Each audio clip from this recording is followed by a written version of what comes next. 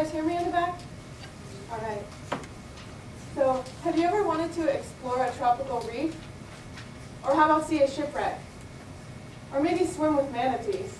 Hi, my name is Dana Massero, and I'm going to talk about one of my favorite hobbies, scuba diving. SCUBA is actually an acronym. It stands for Self-Contained Underwater Breathing Apparatus. So the diver breathes compressed air out of a tank. This allows the diver to dive for longer periods of time and at deeper depth than if you were just holding your breath. There are many reasons to scuba dive. One is to explore underwater. You might want to explore a tropical reef or a shipwreck, or some people like to go diving just to catch lobsters. But the reason why I started scuba diving was for submarine research. This submarine up here is for the International Submarine Races, which is a competition.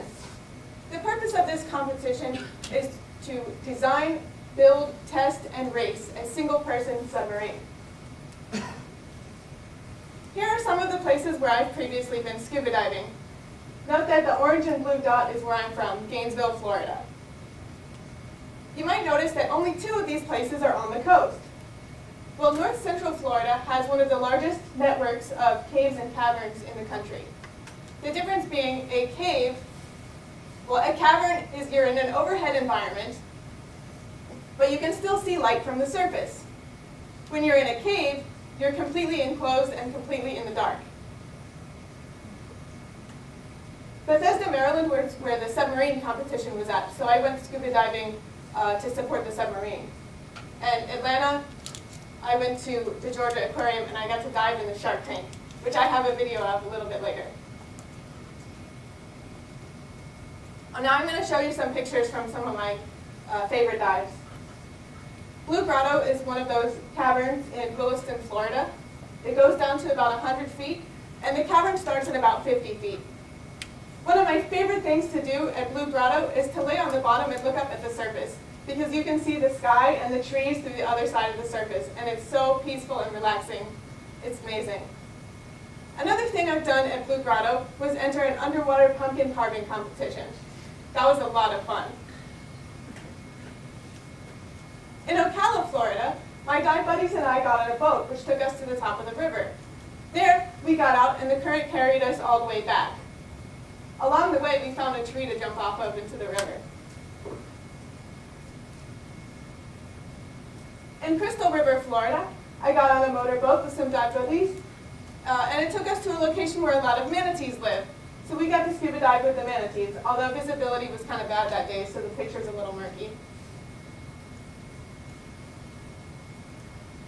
In Key Largo, Florida, a dive charter took us to a shipwreck where you can see some of the guys like to play in. And also, it took us to a reef where we saw all kinds of fish, and some of the guys even saw a shark. Bethesda, Maryland was what I mentioned earlier, the submarine competition was at. This was at David Taylor Model Basin, which is a military facility that's used for testing real-life, full-size military submarines, as well as human-powered submarines. And Atlanta, Georgia is where I went on the aquarium dive. I'm going to show you a video of me diving at the aquarium.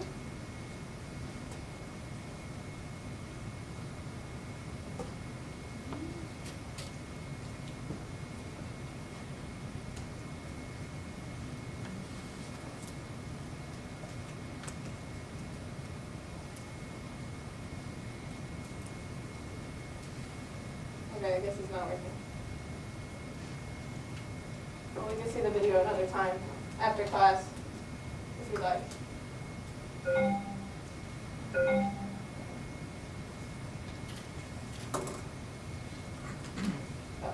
I broke it.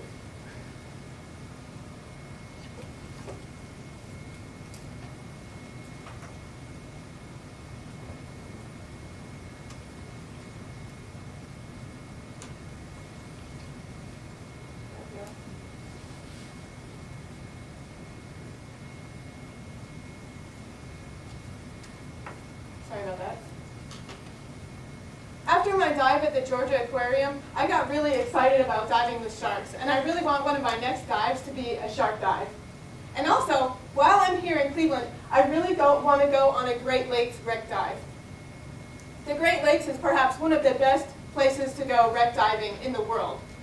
Because of the fresh water and colder temperatures, the wrecks are more preserved than they would be in the salt water.